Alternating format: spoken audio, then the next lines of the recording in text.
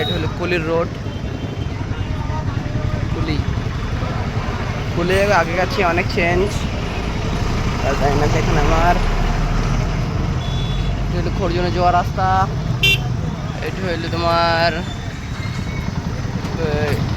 আন্দি যাওয়ার রাস্তা, না গান্ধী যাওয়ার রাস্তা এইটু।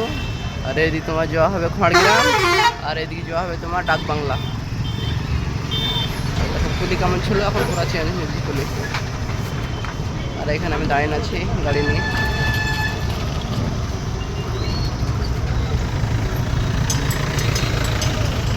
দেখে নাও ভালো করে কুলি ঢোকায়।